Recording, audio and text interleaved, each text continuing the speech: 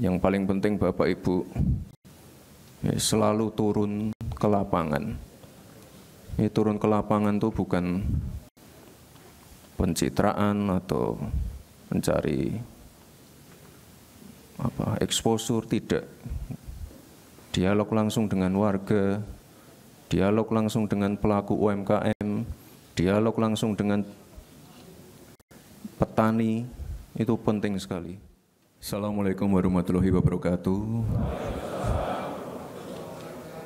Salam sejahtera, Shalom, Om Swastiastu, Namo Buddhaya, salam kebajikan, Rahayu Rahayu. Yang saya hormati Pak Gubernur dan Pak Wakil Gubernur Lemhanas, yang saya hormati para peserta B4N dan B3N. Ini tadi saya kira luar biasa sekali dua paparan yang disajikan tadi. Banyak menyinggung masalah AI, hilirisasi, dan saya dengar ini sudah muter dan menerima pembekalan dari kurang lebih 13 instansi ya Pak Gubernur ya. Saya kira luar biasa. Tapi coba ini Pak, minta wireless mic dong Pak. Kan sudah bertemu dengan menteri-menteri, instansi-instansi terkait.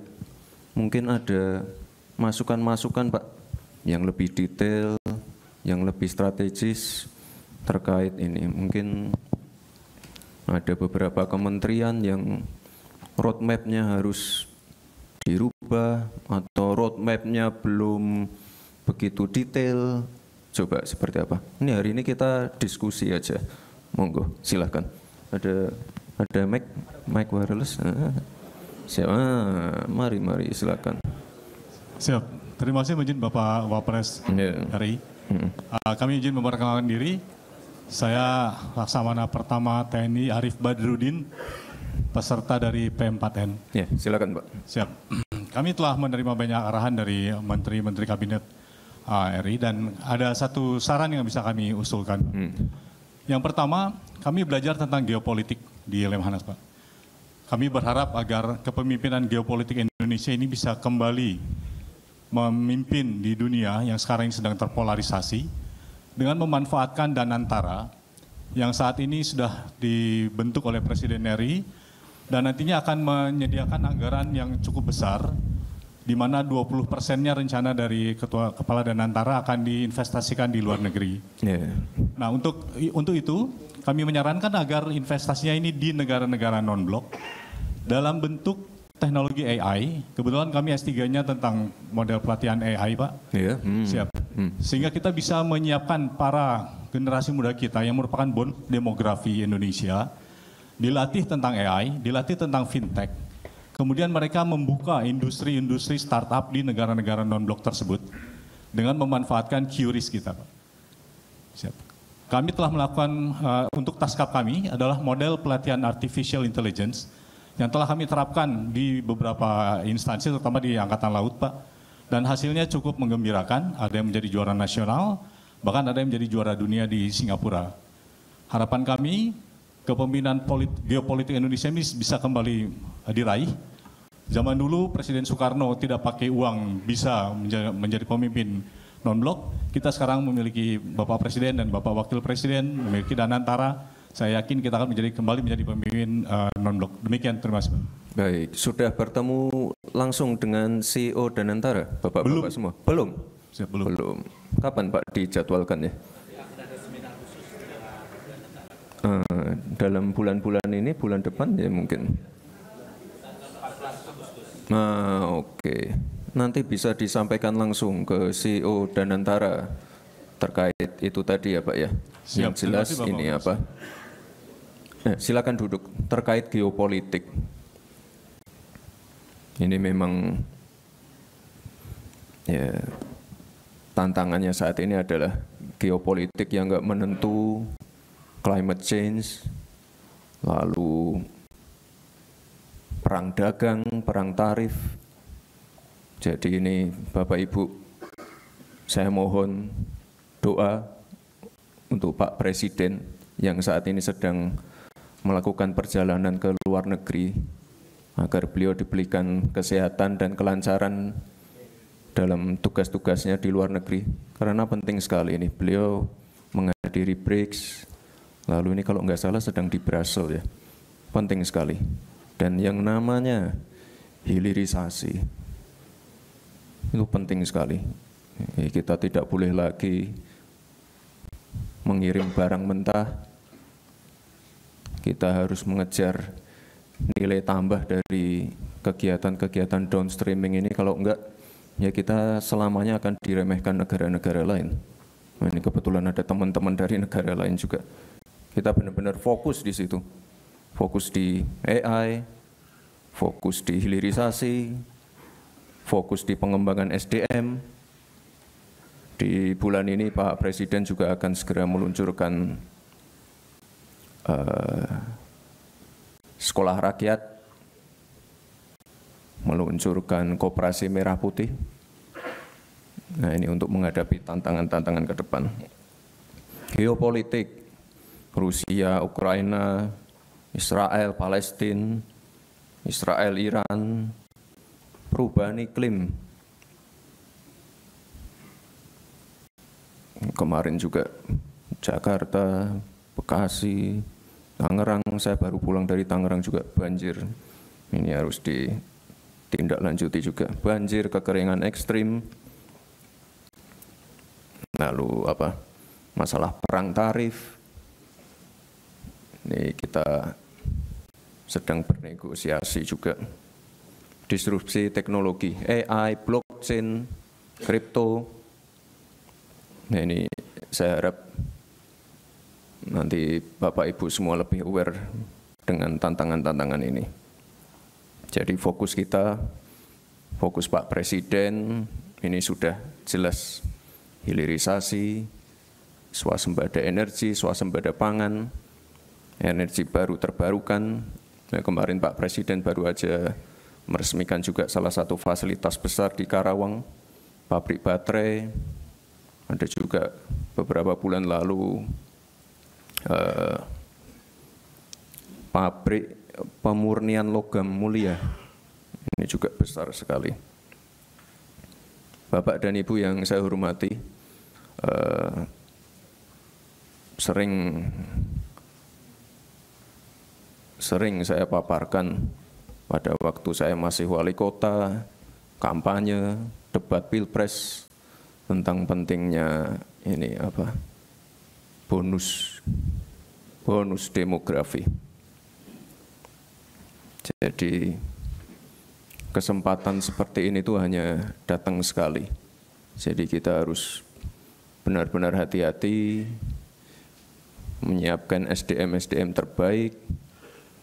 Itulah tadi kenapa Pak Presiden menyiapkan sekolah rakyat. Selain sekolah rakyat ada juga sekolah Garuda, sekolah unggulan. Ini beliau benar-benar menyiapkan SDM kita. Kalau di negara-negara lain ada krisis populasi, ada fenomena aging population seperti Jepang, Korsel. Ya, kita harus bersyukur. Ini kita sedang mendapatkan bonus demografi. Jadi kita mengubah future challenge menjadi future opportunity. Tapi kita harus hati-hati sekali. Swasembada energi. Bapak Presiden di setiap kesempatan, di ratas, di sidang kabinet, beliau selalu menyampaikan kemandirian pangan dan energi itu penting, di mana ini adalah masalah kedaulatan kita sebagai bangsa.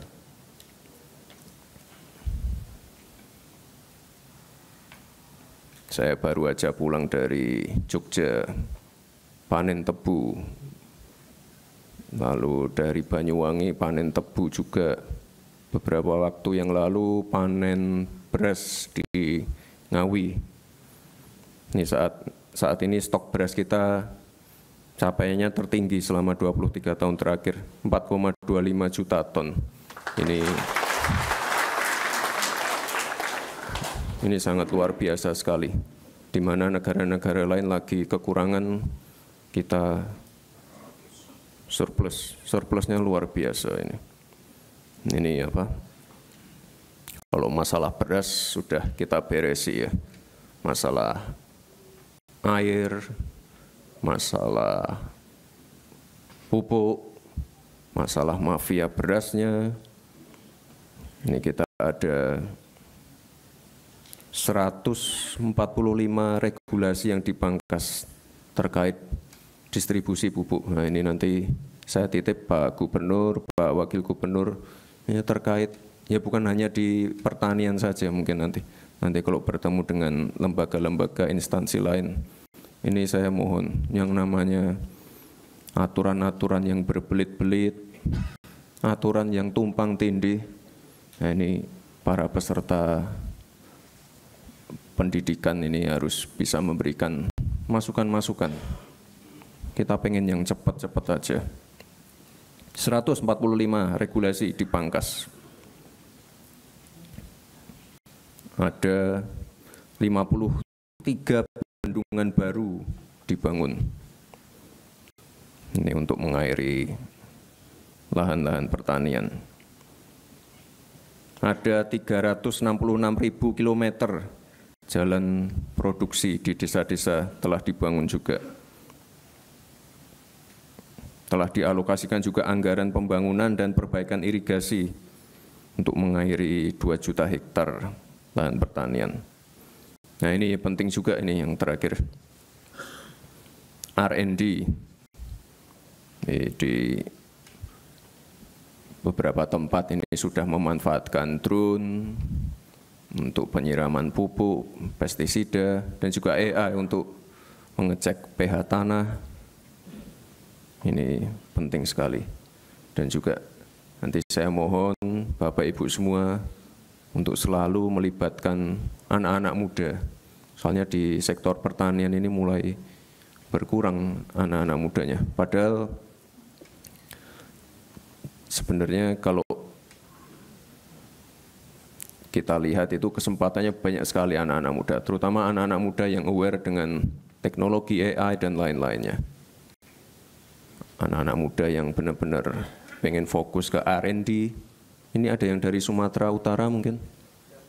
Sumatera Utara ya Pak. Saya kapan hari itu ke Hubang Hasudutan, Humbahas.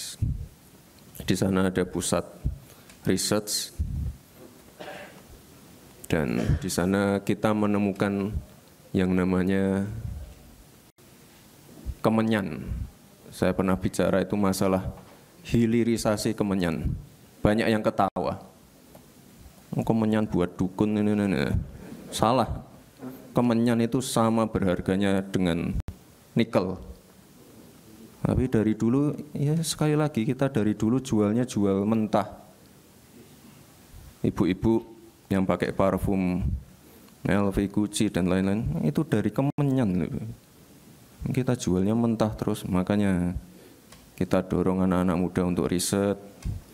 Kita sediakan tempat yang baik untuk riset, alat-alat terkini, hilirisasi. Jadi bukan hanya hilirisasi nikel dan lain-lain.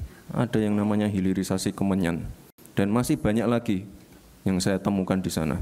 Insya Allah tahun ini pusat riset itu akan diresmikan oleh Pak Presiden. SDM sekali lagi.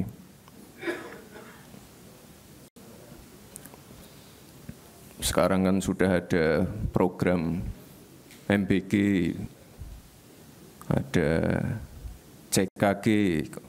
Kemarin kalau saya cek terakhir untuk cek pengecekan kesehatan gratis itu sudah ada sekitar 10 juta orang yang memanfaatkan program ini. Penting sekali untuk deteksi dini. Jadi di usia dini sudah teridentifikasi penyakitnya apa, jadi pengobatannya lebih awal sehingga nanti angka harapan hidup bisa lebih tinggi. Sekolah Garuda, sekolah rakyat, dan juga program-program seperti KIS, KIP ini tetap akan dilanjutkan. Minggu ini program-program seperti BSU untuk warga yang gajinya di bawah UMR ini juga akan segera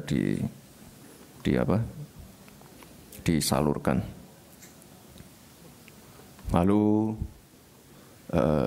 di sekolah-sekolah SD, SMP, SMA nanti ada kurikulum pelajaran pilihan, pelajaran coding dan AI di sekolah-sekolah. Ini penting sekali. Pak Presiden malah mengusulkan pelajaran matematika di tingkat TK. Penting sekali. Dan juga di tahun ini ada sekitar 19 T untuk merenovasi sekolah-sekolah yang rusak. Jadi Pak Presiden ini benar-benar punya concern yang sangat tinggi terkait pendidikan dan SDM kita. Mungkin ada yang mengusulkan lagi untuk masalah SDM, pendidikan, Bapak Ibu. Gantian yang ibu-ibu. Minta mikrofon, Mas. Silahkan. Baik, terima kasih Bapak Wakil Presiden yang kami banggakan. Saya Kartini, perwakilan dari Majelis Ulama Indonesia. Saat ini kita melihat bahwa pendidikan ini sangat penting, dan memang kami berharap hilirisasi ini juga mulai dari sekolah-sekolah yang ada di Indonesia. Selama ini apapun hasil dari research, kemudian hasil penelitian-penelitian itu tidak ada kontribusi yang melekat dengan dunia usaha gitu. Jadi misalnya penelitian-penelitian saat ini tidak langsung bisa menghasilkan sesuatu yang bisa dilakukan, yang bisa berguna untuk bangsa ini karena hanya berupa kertas atau paper. Dana-dana untuk penelitian, dana-dana untuk melakukan research itu sangat kecil sekali gitu. Nah, berharap hilirisasi ini juga, ini kaitannya juga dengan dunia pendidikan. Seperti yang tadi Bapak sampaikan, mulai dari pendidikan paling dasar, misalnya dari TK, PAUD, kemudian SD, SMP, SMA, ini juga memungkinkan untuk bisa dikembangkan lebih kuat lagi. Saya beberapa kali kunjungan ke luar negeri mewakili dari Indonesia kaitannya dengan pendidikan yang ada saat ini. Kami berharap memang dilibatkan dengan program hilirisasi ini. Sekaligus ke depan itu hilirisasi ini juga melibatkan dari kementerian yang ada, dari Kemendikdasmen, Kemendristekdikti, dan Kementerian Agama yang di sana juga ada ribuan sekolah-sekolah kita. Bagaimana lembaga pendidikan kita akan maju karena kita berharap ada sentuhan-sentuhan yang saat ini dari hilirisasi ini yang kemudian bisa didanai oleh Danantara dan dari semua aspek yang ada. Itu yang kami harapkan. Dan yang terakhir adalah hasil-hasil produk yang kemudian yang dikembangkan di dunia pendidikan itu juga bisa kolaborasi dengan dunia usaha. Itu yang kita harapkan dari beberapa kali dari diskusi yang ada. Dan terakhir ini adalah banyak sekali dari teman-teman ini adalah para ahlinya dari dunia pendidikan. Mudah-mudahan Bapak bisa berkenan ke depan ini juga dilibatkan. Terima kasih. Assalamualaikum warahmatullahi wabarakatuh. Waalaikumsalam. Ya, itulah kenapa tadi saya menyinggung sedikit masalah R&D research yang ada di Humbas tadi, Bu. Nah, kita ke depan pengen ada lebih banyak lagi tempat-tempat seperti itu. Itu tadi saya bicara masalah yang di Humbas itu Kemenyan, lalu Pak Presiden juga sudah memberikan target ke CEO Danantara. Ini kan kita lagi kenceng-kencengnya nikel, baterai untuk EV. Nah, ke depan nanti Pak Presiden sudah menargetkan juga kita harus punya EV asli dari Indonesia. Jadi kalau sekarang saya dan Pak Presiden pakainya mobil maung dari Pindad, nah ini ke depan akan kita kembangkan lagi. Dan ya sekali lagi Ibu, kita nggak boleh ketinggalan dari negara-negara lain. Anak-anak muda, usia produktif, nah ini yang harus kita dorong terus. R&D penting, tapi R&D yang harus di follow up dan bisa memberikan multiplier effect yang baik ke masyarakat. R&D, ketemu formulasinya, produk unggulannya apa, ini yang harus dikejar terus. Jadi tidak bisa berhenti di R&D-nya saja, tapi harus benar-benar jadi produk unggulan kita. Sekali lagi Bapak Ibu, saya mohon dukungannya untuk untuk ini apa program hilirisasi ini banyak sekali. Kalau kita bicara masalah yang ada di laut, hilirisasi rumput laut banyak, produk turunannya banyak. Tapi sekali lagi kita dari dulu tuh ngirimnya barang mentah. Ikan-ikan kita harusnya kita dari dulu bikin cold storage, bikin industri pabrik pengalengan. Ini yang kita kejar sekarang. Baik Bapak Ibu yang saya hormati,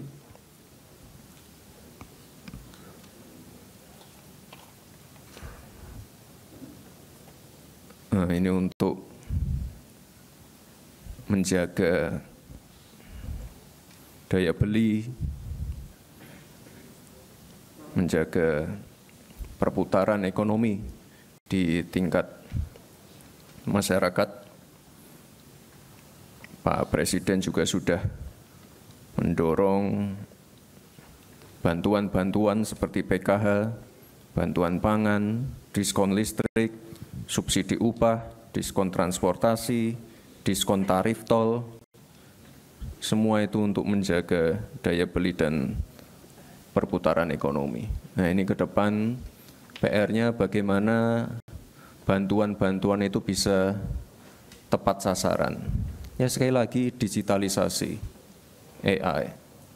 Kemarin ada berita itu apa itu yang lagi rame, apa penerima bansos rekeningnya untuk judul, nah gimana itu?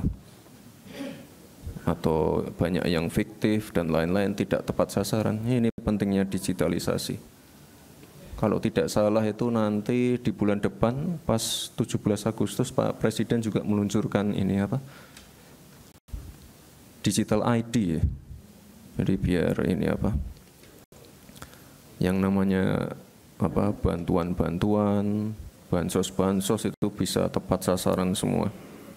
Sedang kita perbaiki Bapak Ibu. Lalu kemarin kami juga di berbagai kesempatan Banyuwangi, Bondowoso, di Sleman, mungkin Bapak Ibu sudah tahu yang namanya program PNM Mekar. Sudah tahu ya Bapak Ibu ya, PNM Mekar ini program lama, tapi dilanjutkan. Saat ini nasabahnya ada 17 juta.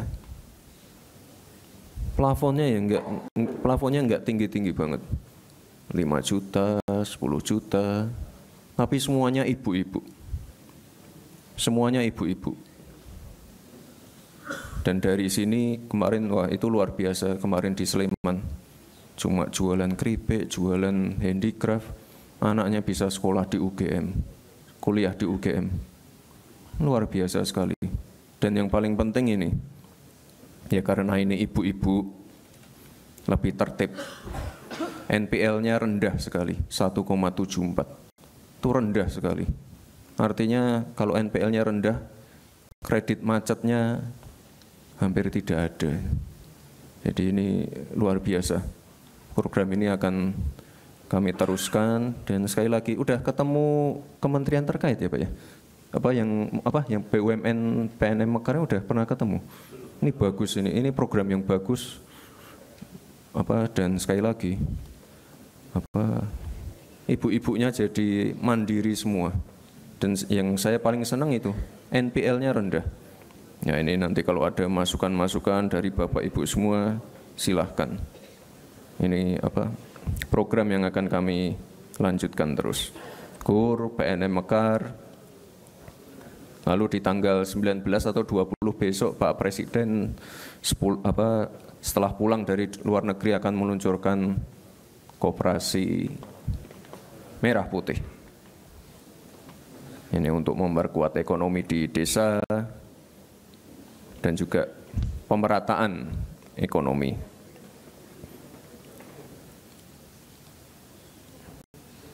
Bapak Ibu, ini sebagai penutup, ya saya pesan untuk selalu dalam mengeksekusi berbagai kebijakan itu Bapak Ibu harus adaptif, kolaboratif. Tadi sempat disinggung masalah ego sektoral, ya sering saya alami dari zaman wali kota. Dan tadi kuncinya yaitu kolaborasi dengan Forkopimda, waktu itu dengan Danrem, dengan Dandim, Kapolres, Bupati, Wali Kota sekitar Solo, penting sekali. Sekarang misalnya swasembada pangan, itu jangan salah loh Bapak Ibu, itu melibatkan TNI Polri loh. Kemarin kita panen tebu itu yang membackup Pak Panglima. Ada juga panen jagung itu yang membackup Pak Kapolri.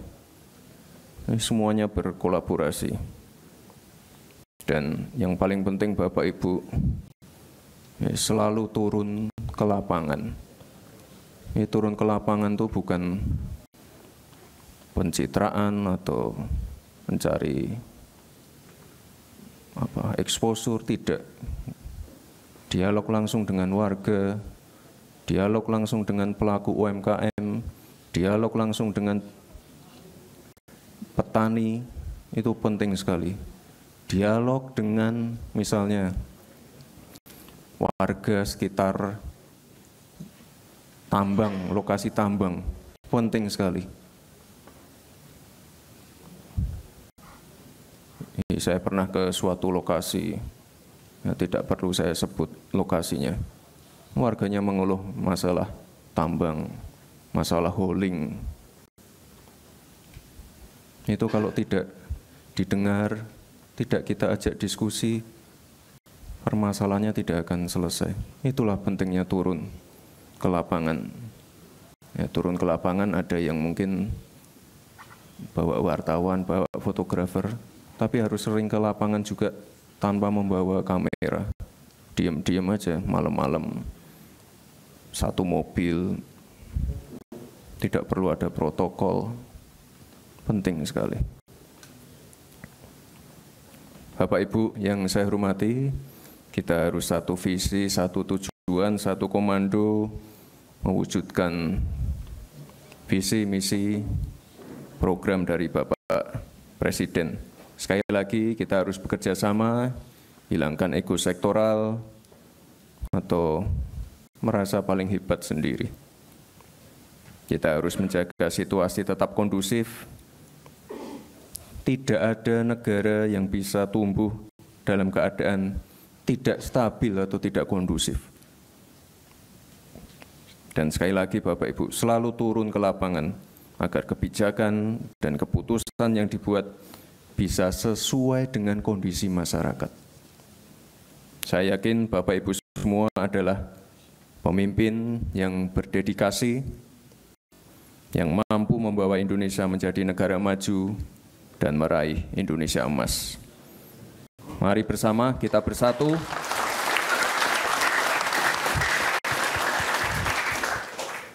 Mari bersama kita bersatu membangun bangsa yang kita cintai ini. Terima kasih. Wassalamualaikum warahmatullahi wabarakatuh.